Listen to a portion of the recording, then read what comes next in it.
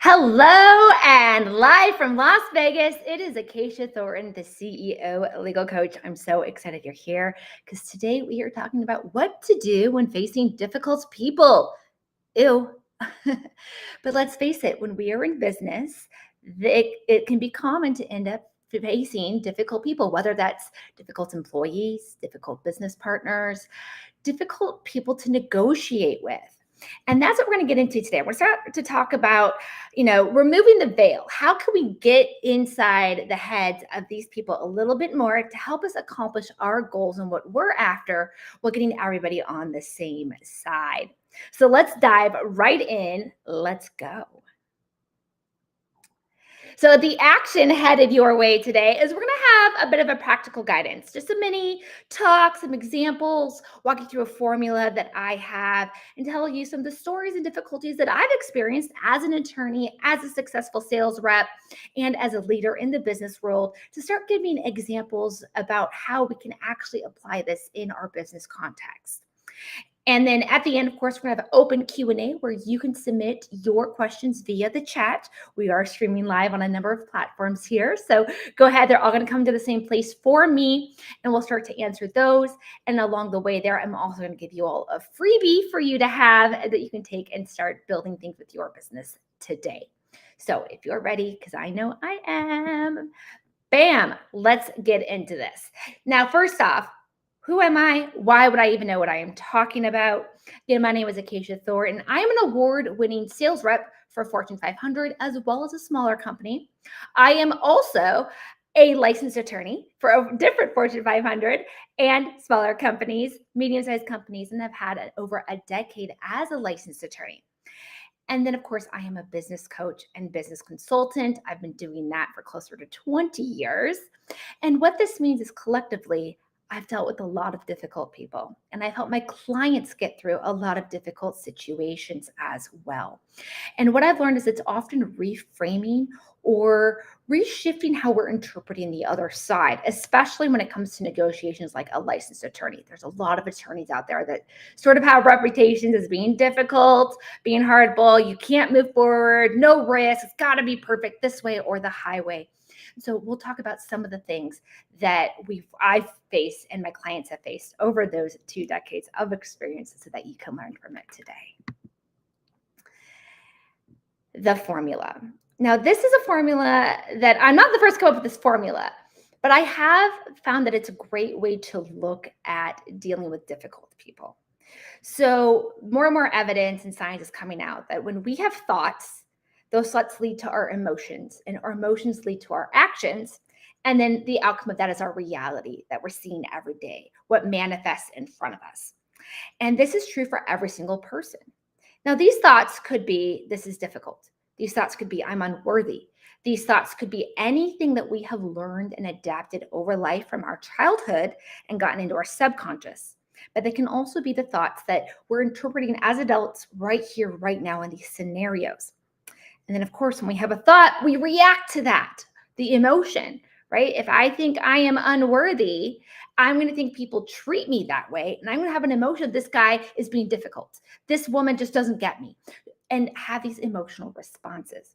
And then for ones that are happening today, those thoughts, it might be this person's being difficult. And then we feel frustrated. I can't get done what I need to get done. And we have those emotions, they build up. They could ball into multiple things, and they could have layers to them. And what ultimately happens, the combination of these thoughts and these emotions, they lead to actions. They lead to what we're saying, how we're saying it, the words we choose. They lead to whether or not we pick up that call and make that cold call or not. Whether or not we're excited to talk to this person. Do we avoid their calls, avoid their emails, avoid their meetings, or do we just step up and get in there? All of these things, these actions that we play out every single day are the result of our thoughts and our emotions. And that's what ends up like totaling into a daily life. And so that is kind of what is happening behind the scenes for us. But here's the thing. It's not just happening for us. It's happening for the other side as well. And so I have this thoughts, emotions, actions represented here on the screen, right? So let's say the other person is going through their thoughts, their emotions, their actions, And then we have you on the other side going through your thoughts, emotions, and your actions, right? You're taking those actions that they're leading and putting out into the world, the reality. You see that. You're going to have your emotional and your thought reactions to that as well. So this formula doesn't happen just on one side. It's going to happen on both sides. And somewhere in the middle is our reality, is what's going on. And this means you've got a lot of power. And I think we forget that sometimes. We get caught up in the emotions or the thoughts or the situation, and we forget how much power we have in a situation, right? We 100% control our actions. We 100% control our emotions, and we can definitely get in there and control our thoughts. But beyond that, it's not just our thoughts for us and of ourselves, but of them, right? If you go back to this formula and we're looking at how thoughts lead to emotions, lead to actions, our thoughts about them, their actions, their emotions, or what we think their thoughts are, now interpret the rest of our equation, our formula as well, which means that when we start looking at these things and deep dive into them, we can shift and change the reality of that conflict a lot faster. So what are these inputs that we're getting from the other side, right? We're going to hear their tone of voice, their word choices, their behavior. We're going to see that. And sometimes their lack of action. Sometimes one of the most difficult things is they're not doing what you need them to do, or they're not responding. You're like, I have followed up with them 20 times. He knows I have a deadline today. What's going on? And so we then interpret those inputs, the actions that we're seeing them put out there. We start to interpret that, and we start to think that they are being difficult. When the truth is, because we don't know what's going on with the thoughts and emotions side of their equation, they may not actually be trying to be difficult. It is our interpretation of it that is leading to difficulties, or the sense of difficulty, that emotional frustration. So that is kind of our first look at this equation, and how can we deal with difficult people is first what's going on the back end for them. Right. I had a client that I used to support, one of their employees, and this employee was cranky, grumpy, old man. And I didn't know if he just hated life, if he hated the world. I didn't know if he was discriminating against me. Did he hate me as a person? I couldn't tell. But I did know that I loathed working with this person and supporting them. It was my job to. I needed to. And I loved that job. But this person, the second I would see their emails in my inbox, I would cringe. After months of working with this person, on one of our calls, we had to have an urgent call, and we hop on the call and he's on video, and he's like, hey, I'm sorry if you hear anything in the background. I'm at the hospital. My wife's getting her cancer treatment today. The reason he was being difficult was, yes, he didn't like having to deal with a lawyer or go through the business situations we were in. But there were other things in his thoughts and his emotions that were impacting those actions that weren't directly related to what he and I were working on, or what our bigger client was working on. There were other things influencing his thoughts and his emotions, because emotions are the direct input into actions. His concerns for his wife and his family, because he had children, was impacting that. I was blind to those thoughts and those emotions on his side, and I could only sit there and interpret what was in front of me, which was his tone of voice, the way he was treating me, and so on. But there was more going on the back end. To help a client once, I had a client who was really frustrated. He was trying to get this project completed, but he needed his partners to sign off. His business was owned 50-50, so to get certain things approved, he had to have the approval of the other partner. The other partner was not responding to him, and it was infuriating him. He's like, he knows I have this deadline. I cannot get through to him. Why isn't he responding? And I was like, hey, Mark, let's take a step back. I know you're after this goal right now, and I know you're up against this deadline. That's got to be stressing you out. And he's like, yeah, it is. I'm ready to move forward, and I can't get his response. I was like, okay, what's the most important thing to him? Your partner. What's the most important thing to him? Is this project the most important thing to him right now? And he's like, no, it's not. In fact, I know what it is. There was something else that when he reframed to look at what might be going on the back end for his business partner, he quickly had his answer and he knew what he needed to say and step up and do to support his business partner. So then his business partner would support him and give him the answer he needed.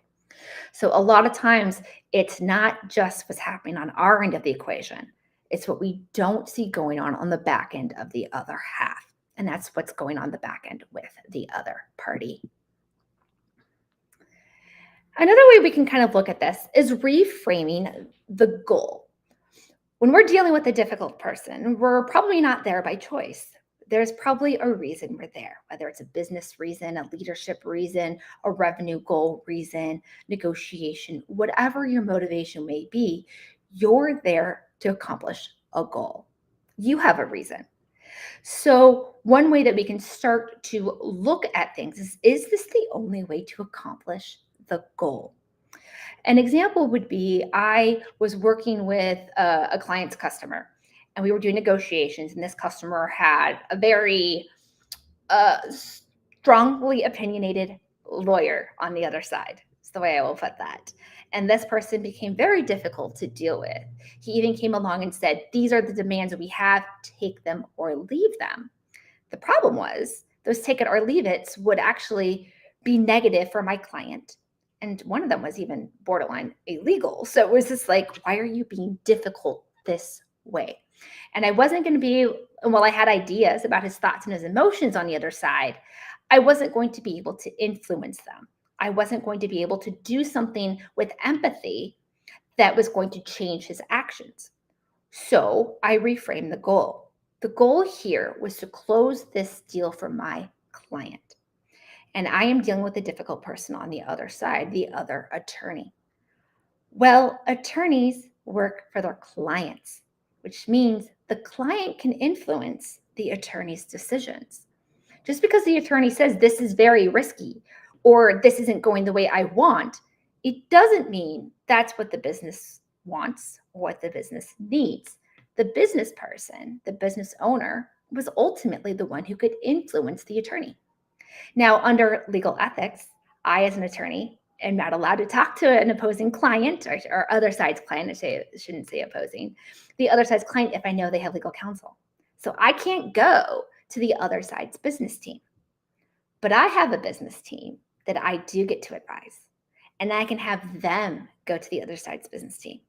So I simply explained the challenges and the difficulties in a way that made sense for my business people to understand how this was negatively affecting their goal.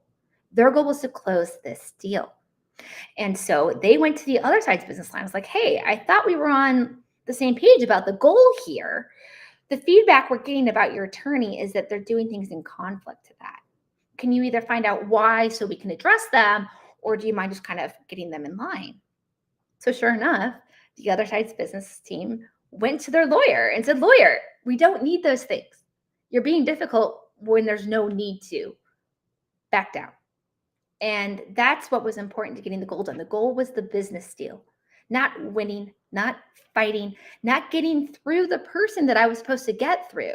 I was able to reframe what the goal was.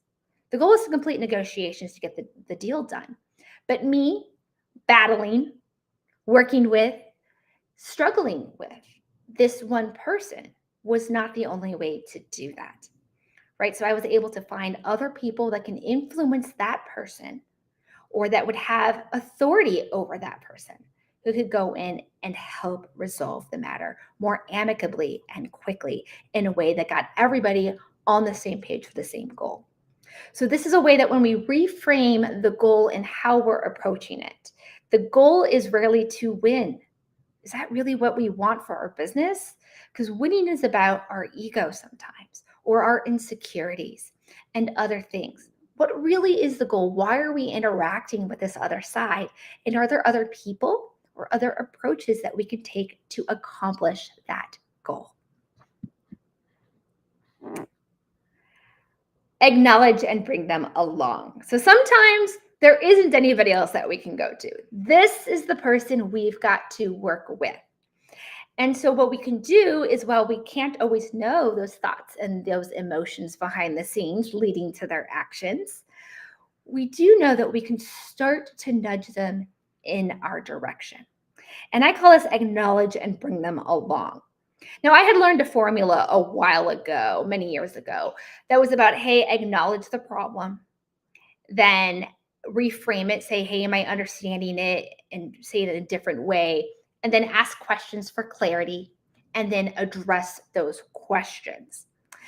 Now, one of the things for me is when we're in a heated situation or our emotions are involved or we have limited time, stressors, other things going on, it can be difficult to remember to stop and walk through a formula.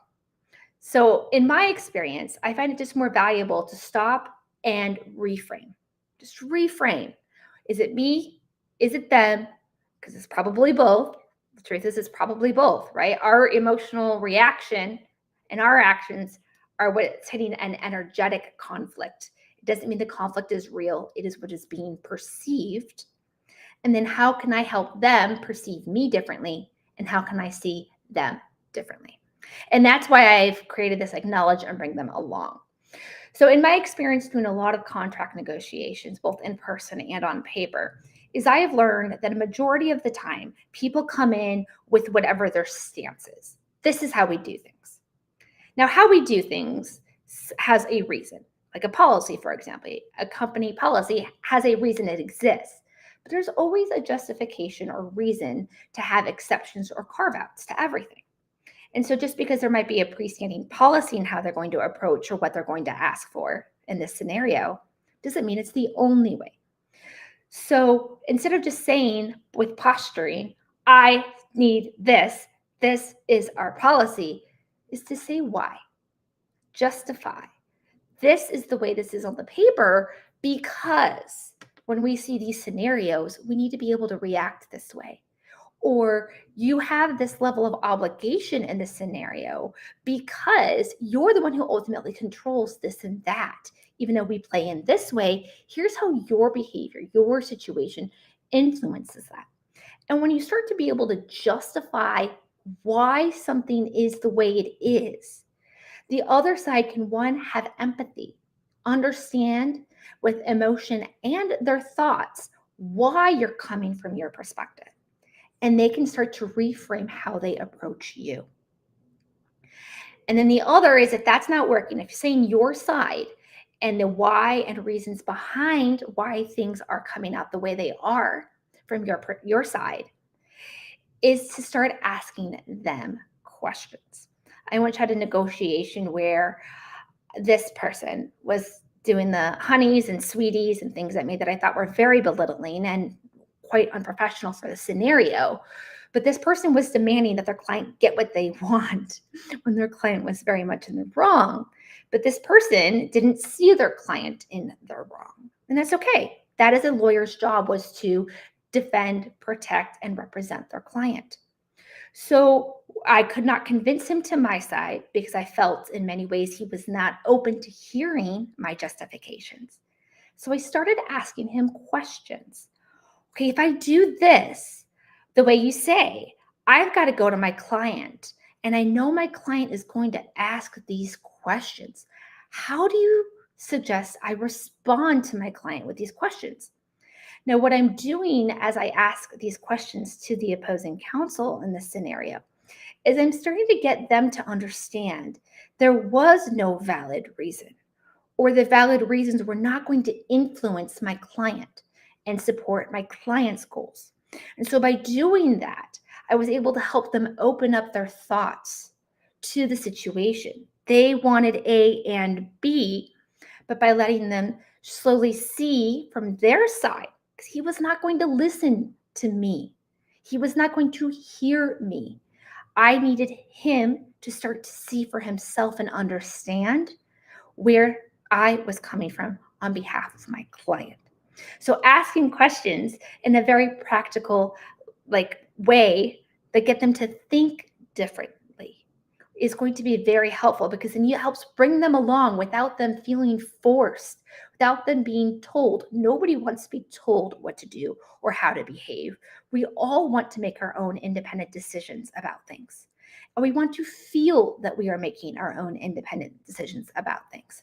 So all I could do, if I can't justify to them why things are the way they are in this scenario and why I am behaving or saying the words I am, is to start asking them questions so I can get more input from their side and help them see where I'm coming from, so that we get to that understanding of the thoughts, emotions, actions from both sides to come together into a new reality in how we are interpreting that for and on behalf of each other. Mm-hmm. Right? Is this, you guys finding this helpful? Let's go down to the chat. I want to connect with all of you because I want to make sure that I am saying things in a way that are resonating with all of you. Yes, this is. I never, yeah, right. Never really looked at it this way. Sometimes we look so much at the formula. We're trying to go da da da da da, and we try to. I call it logicize. We think our way through things, not realizing those thoughts, impact our emotions, and our emotions impact those thoughts. And what we're perceiving isn't always reality. In fact, I have a great story. If you guys don't mind for a second, I'm going to take a little side trip. Last year, I was the victim. My mother and I were the victim of an attempted mass shooting. And it was a very, very scary situation for us. And of course, emotions are high. Thoughts of I might die, I might be harmed, resulted in actions, running, hiding, all of these things. Well, and I had to give my testimony to the police, the detectives, I had to give it in written, I had to give it in verbal form, all of these things that day. It was a very scary day, only to learn in time that as more evidence came out, my interpretation of certain sounds and visuals I had that day. Well, yes, I'm so glad I had the emotions and the actions to respond, to hide myself, keep myself safe, and do the same for my mother. What ultimately was what I thought were gunshots weren't. What I thought were different things didn't happen that way. My perception of a life-threatening event, well, it was a life-threatening event. It wasn't in all the ways that I had lived it that day. I had a different perception of certain sights and sounds, that my body reacted in survival mode the way I am more than happy it did. And I would gladly have those same interpretations again. But ultimately, wasn't the reality of the truth that day as we began to talk to other people. There were video, there were sounds, there were audio, and other things from the experience that I was like, wait, but I know there was a round of gunfire when I stood right here. I know he came in wearing the helmet and the gun looked like this. I know these things. But did I? Or did I just interpret them? And it turns out it was a mixture. Some things I was absolutely accurate on and very glad I reacted the way I did. But other things, they weren't quite as I perceived them. And so looking back now, it's very interesting to see my reality as I experienced that versus the reality of the truth, even from the gunman's perspective, because I would have been holding him accountable for things he didn't actually do. And that's like, whoa, right? That's not somebody I'm eager to get in there and be like, oh, yeah, it's all okay. Because no, that was not okay. It will never be okay. Nobody should ever take our pain and anger out on others, ever. But the truth is, I judged him more harshly because I had interpreted things more harshly than was the reality. And so being honest with ourselves, this is a great segue into our next slide here, being honest with ourselves, are we coming in with our mentality, everything we've experienced and seen before, triggers, our brains want to get to shortcuts quickly. You hear gunfire, bam, you hide. Well, maybe it wasn't gunfire, maybe it was a firework.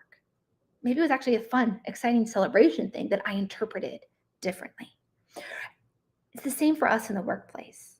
What is our mentality? What have we learned or seen before?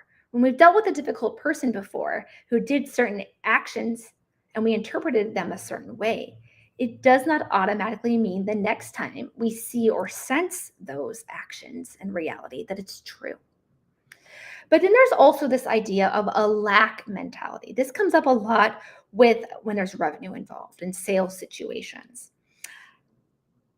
We fight so hard to close this deal. We fight so hard to get this negotiation done. When the truth is it the only one? We talked about reframing the goal earlier and the goal in this scenario. But a bigger goal is to bring in revenue. Is this the only way to bring in revenue? Is this the only sale we could possibly close right now? Are there other sales we can go after that maybe aren't going to be so difficult? Yeah, maybe we've let the pipeline or the funnel run dry or low, but that's part of our actions. And then we are having a thought and emotional reaction to a low pipeline, to a low revenue month, a low revenue quarter. And we react as if there's no other opportunities for abundance. There are plenty of potential clients out there, but we did not set ourselves up for success. So in this moment, we feel the stress and the pressure of getting this one done. And we hound at that. This sale, I need the sale, I need the sale, I need the sale. Is this the sale that you need? Or can we take a step back and reframe our mentality around what's going on? Same with those actions, right? We act and behave differently out of desperation, out of panic, out of stress when we feel that there's not enough. So lack actions. This comes again from the lack mentality because thoughts lead to the emotions and actions. But when we feel there is not enough of something, not enough revenue, not enough clients, we create actions based on that. And people sense our actions. Our actions, our words, our tones, our behavior are what the other side gets to interpret and see in that reality. That on that equation, right? Reality in the middle is what we put into it, but also how they're going to take out of it. And so when we come in thinking there's not enough, when we come in forcing a situation, we start to give them the opportunity to sense and react to that. And sometimes they may choose not to react with us at all.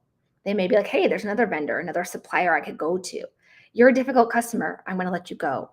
Those types of things. So being aware of where we are internally and what we are bringing, not just to this deal or to this person, but to the situation that brought us here in the first place. And a lot of times that comes out of insecurities. Insecurities for us individually, a lack of unworthiness, uncertainty, not believing that we're good enough, fears, and so on. So just being honest with ourselves can really help in these types of situations. Now, what ultimately are the action steps to take here? Is to be aware. Just remind ourselves of something. We're hitting that conflict. Don't keep pounding into it with your emotions. Your emotions are in the middle of that equation. Thoughts to emotions, emotions to actions.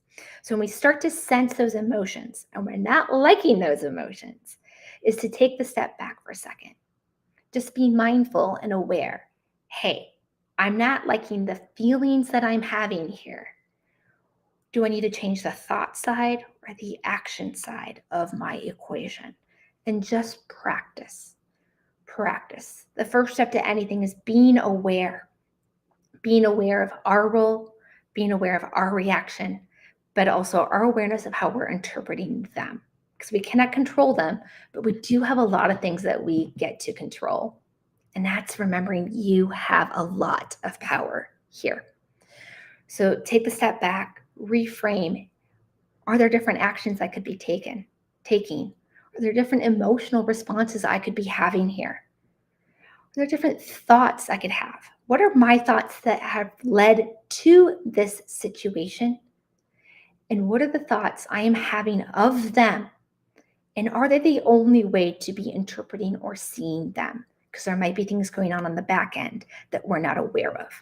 And then working our way through questions, justifying our situation, why we are doing this, and being able to communicate that is now what's going to lead to having better resolution whenever we are sensing a difficult person.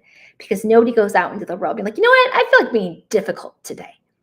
There are reasons we do things as humans. They're going to have their reasons. We're going to have ours. And let's do what we can do to remove the negativity and bring in ways that can be more empathetic and resolving to the situation. So let's get into our freebie and Q&A time. I love it. So go ahead, and if you have any questions or any comments about today's talk, go ahead and put those into the chat. I will try to get to them as soon as I can. And as those are coming in, today's freebie is a free non-disclosure agreement with customization. How that applies to today is that whenever we're out there having conversations with people, we're building new business relationships, we're enhancing existing ones, or we're trying to solve problems like negotiation or getting a deal done, oftentimes we are exchanging confidential information for our business. And right, we talked about how just justifying things. This is why we have things this way. This is how we come to these types of decisions as a company. This is why we approach things this way. All of these things are giving into intimate details about your company, its operations. And an NDA is the free and easy way to protect all of that every single day. And it's not just going to protect those things, it's going to protect everything else about your conversations, including your brilliant ideas, your revenue plans, your products, all of those things, anything you list as confidential information on there is going to be protected. It's going to be protected in a way that they can't just go share these with your competitors. They can't go put this on the internet. They can't make money from this in a way that you don't approve, and so on. An NDA is the simple and easy way to get all of that done every single day. And I can tell you from having worked with the big leagues and worked in sales in a number of ways, this is what those guys are doing every single day. Sales conversations are often not allowed to happen without an NDA in place. Definitely no business relationships on paper without an NDA in place, and so on. So let's go ahead and get into your questions. What do we got here, guys? What do we got? Okay, so, yes. Okay, all right. How can you proactively create a supporting? Yeah, no, this is great. How do you get in there proactively, right? Like, let's talk about not even getting to the conflict point for a second. So, and this could happen like with your employees, but it can also happen with the other side. Is we talk about the goal a little bit, right? And the goals are why. Why are we doing this? Why are we here? Getting everybody on the same why. Clarifying that, hey, the goal here is to supply your company with a product that does these great things. And you want that from a company that you trust. And so that's how we're going to do this. Or if it's an employee situation, getting the team involved into the why.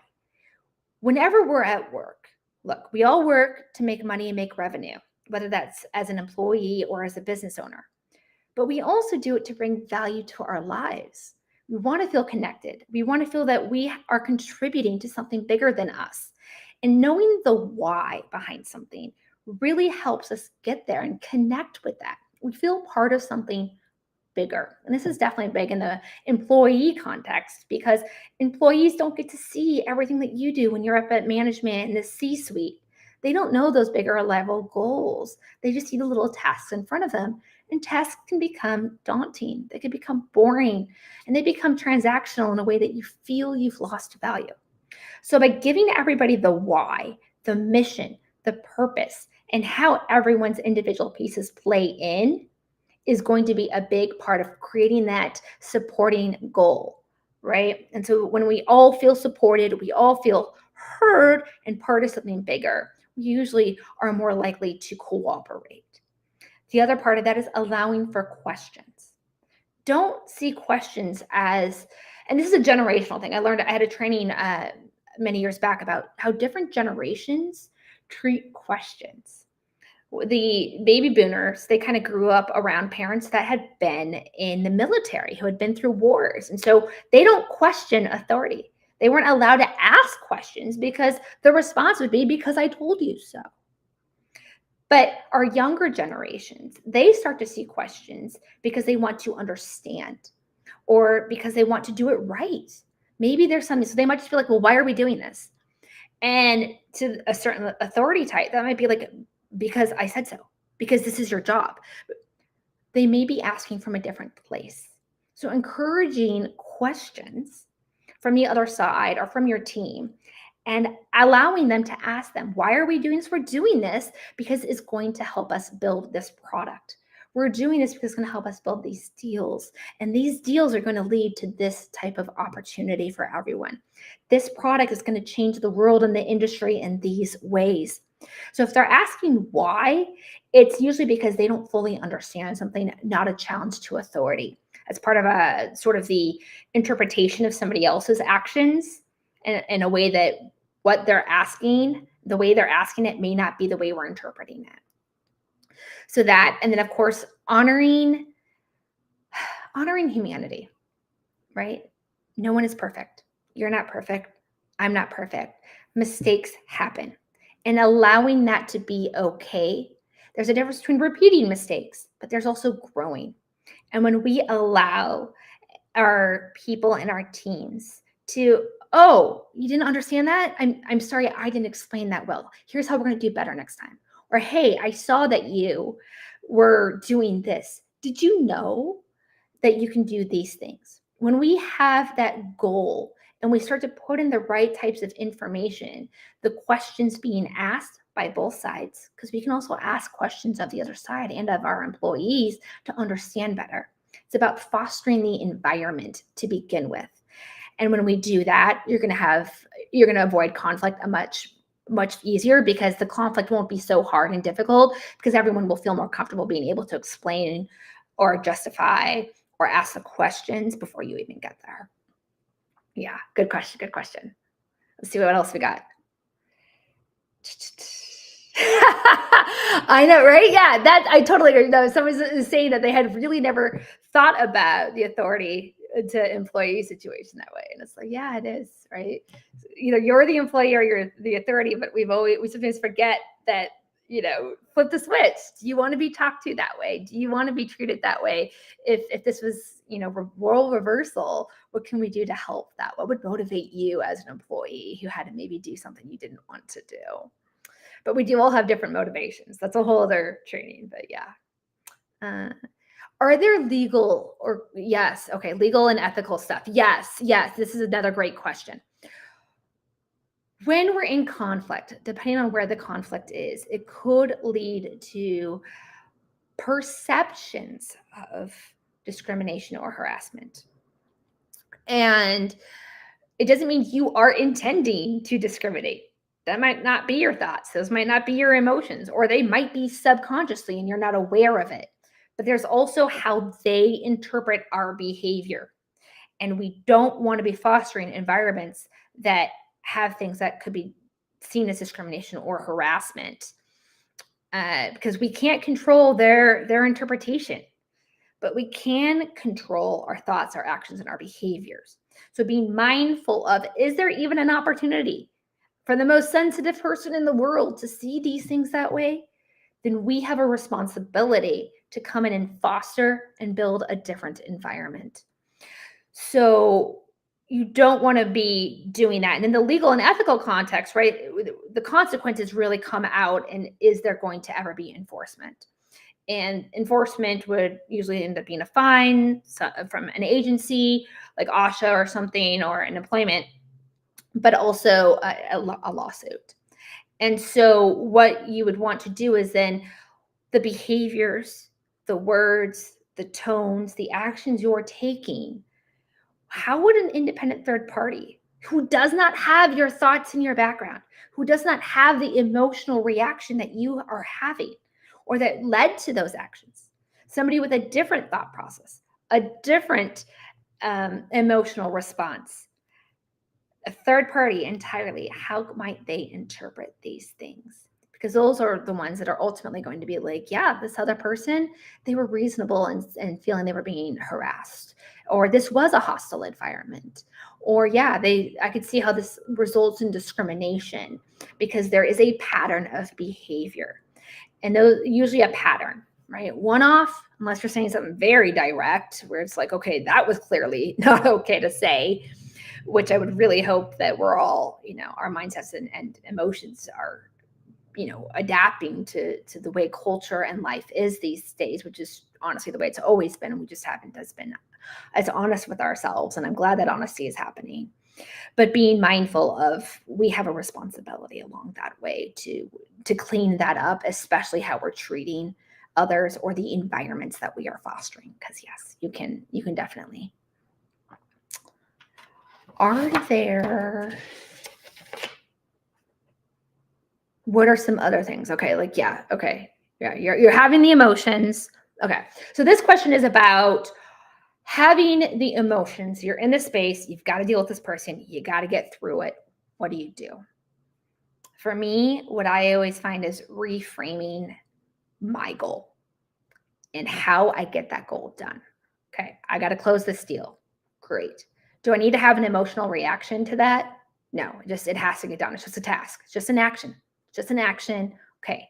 What are the actions I need to take to get that task done? And how can I make those easy on myself? Nobody gets a raise for stressing. Nobody gets more money out of the situation for stressing.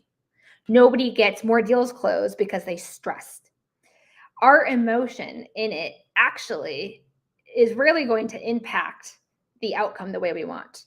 So the more we can remove the emotional reaction, the more it can help us get through whatever action or tasks we have to do to get it done. Right? When I was in sales, like cold calling is a great example. Don't take it personally. Don't have thoughts that it's about you. Don't have the emotions, negative emotions, right? Remove those. Just focus on the task. The task is, I know if I make 100 cold calls today, I will at least have done the task I need to do. What's the easiest way I can do those? So I would take whatever is going on for you, see if you can remove the emotions altogether and just look at it as, here's the to-do list. Here's the steps I got to take. What's the easiest way I can get these done? What's the quickest way I can get these done at a standard of quality that I deliver and I deserve and my clients deserve? And let that be that. Sometimes it really is just turning it into a checklist, no emotions, get through it, get it done so you can get it off your plate. Because sometimes just lingering on your plate or not getting it done leads to more stress, leads to building more emotions, and that just doesn't make it easier for anyone. Yeah, great question. Great question, guys. Awesome. Any other questions? Helpful. Yes, I'm glad you're finding this helpful. Wonderful, wonderful. Well, as always, if things come up after the fact, you can always reach me through my website, ceolegalcoach.com.